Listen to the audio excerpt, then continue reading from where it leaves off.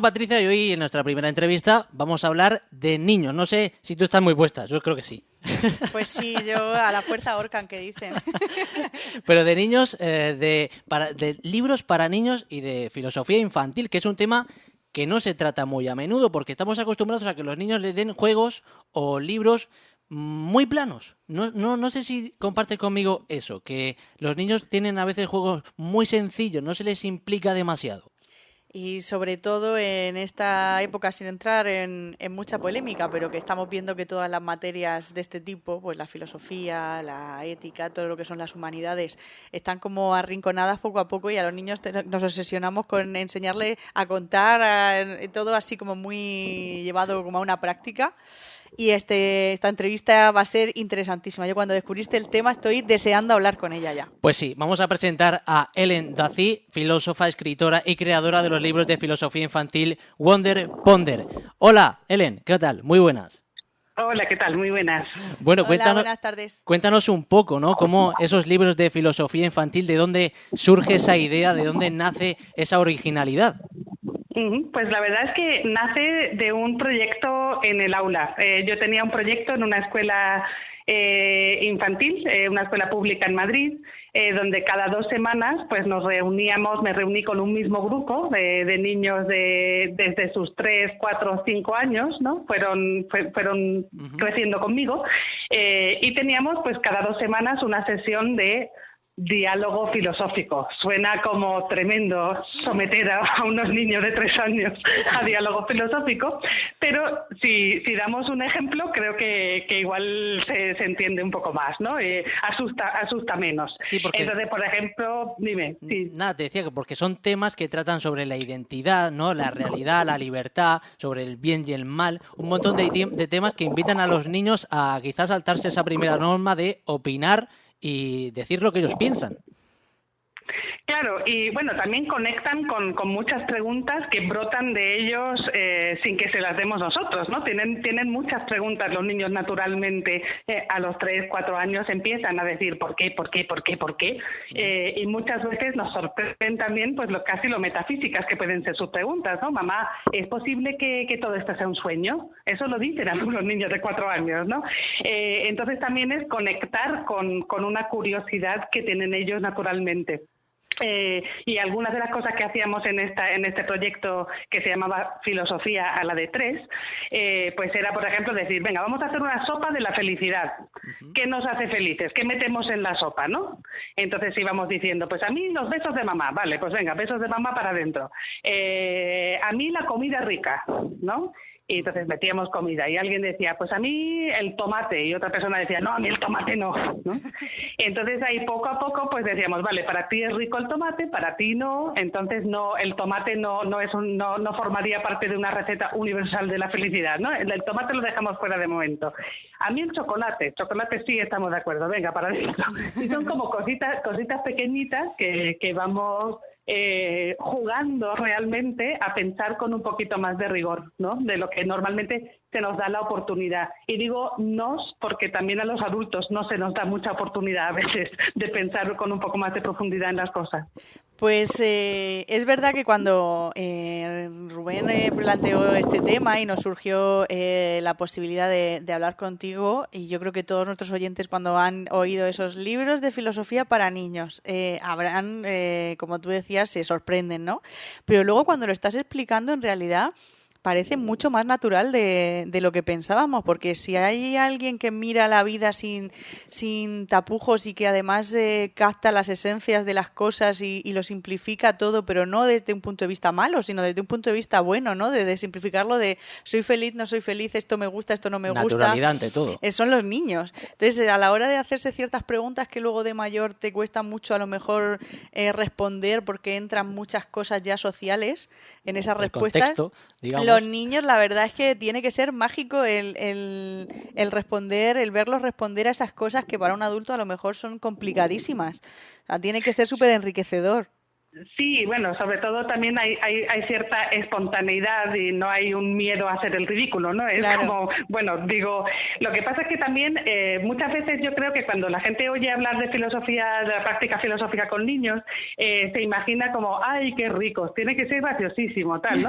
Esto es una cosa que a mí también me gusta bastante luchar contra esto, ¿no? Porque nos solemos reír de los niños cuando hacen preguntas serias. Ya.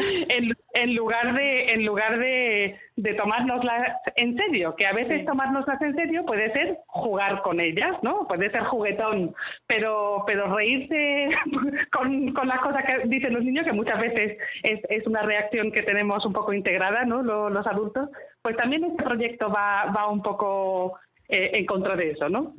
Y además hablabas de la risa, pero no son solamente libros, porque digamos que es como una especie de caja de experiencias donde tú al abrirla te encuentras una escena con imágenes y al dorso preguntas sobre esa escena y sobre esa imagen. No sé si trabajáis a modo test antes de sacar todo eso, cuánto tiempo lleva elaborar toda esa caja para que los Sí. niños comprendan la filosofía.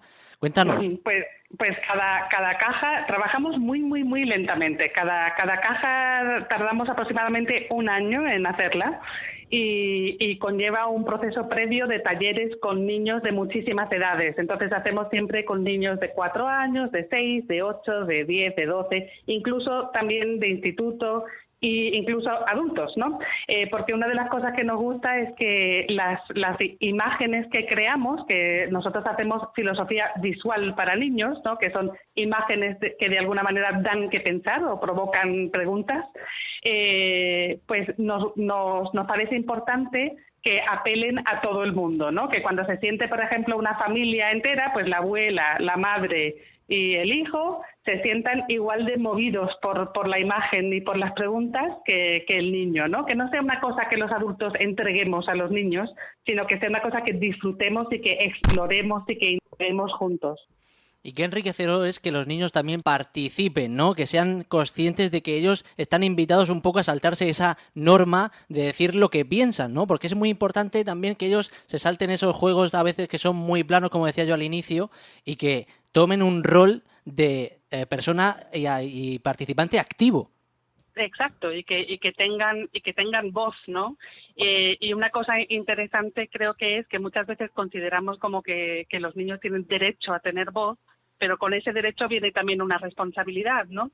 Es muy gracioso que al principio, cuando los niños empiezan a hacer sesiones de filosofía, suelen como estar casi borrachos de tener voz, ¿no? ¡Oh, qué bien!, ¿no? Puedo decir lo que quiera, pero muy pronto aprenden que claro, cuando uno dice cosas, pues luego tiene que defenderlas, que argumentarlas, etcétera, ¿no? Entonces, en distintas edades, pues se va aprendiendo a usar esa voz, ¿no?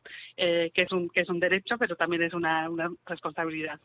Esos, los materiales que por ahora tenéis, bueno, has dicho que tardáis casi un año en cada uno de las cajas. Sí. ¿Todas las cajas se pueden utilizar para cada edad? Explícanos cómo funciona. ¿Hay una caja para una edad? Claro, pues a ver, de momento tenemos 4 cajas. La primera se llama Mundo Cruel y es una invitación a explorar la crueldad, ¿no? Que es cruel y que no es tan cruel. La segunda se llama Yo Persona, que es una invitación a explorar qué somos y quién somos, ¿no? La identidad. La tercera es Lo que tú quieras, que es una invitación a explorar la libertad. Y Pellízcame es la última caja, que es una invitación a explorar la realidad, la imaginación y los sueños. Dentro de esas cajas, que efectivamente trabajamos con niños de todas las edades, hay temas que son, digamos, susceptibles de llevarse a un lado un poquito más abstracto, ¿no? Como, por ejemplo, Pellízcame, que es realidad, imaginación y sueño, aunque tiene punto de entrada con el que puede conectar un niño de 4 o 5 años, también tiene unos temas a donde te puede llevar, pues que alguien de 18 o 19 años lo va a llevar en una dirección mucho más abstracta de lo que lo va a llevar un niño de 4. Pero sí que intentamos que todas las cajas tengan algo para todas las edades. ¿Por cuál deberíamos empezar? Pues yo creo que por la primera, porque fue la primera, ¿no? A mí me gusta, que es Mundo Cruel.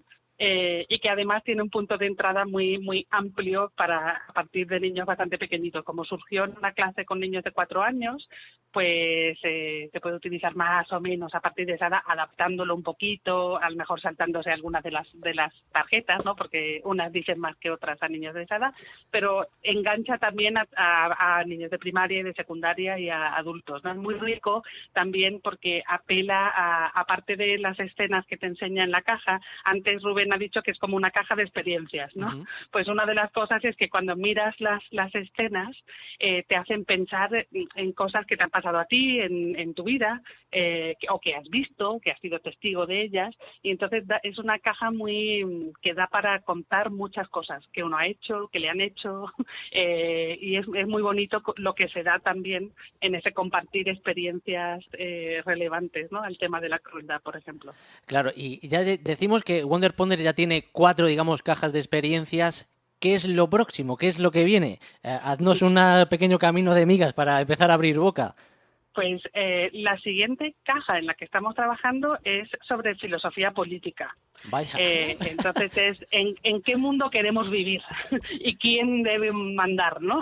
Y cómo debemos organizarlo y cómo debemos repartir la riqueza y cómo debería ser una democracia en condiciones, por ejemplo. Pero también acabamos de lanzar una nueva colección para niños muy pequeñitos, para primera infancia, que se llama Wonder Ponder Mini, y son libritos, y el primero se llama Niña Gato Agua Pato. Bueno, los dos han salido a la vez, y luego hay Niño Huevo Perro Hueso, ¿no?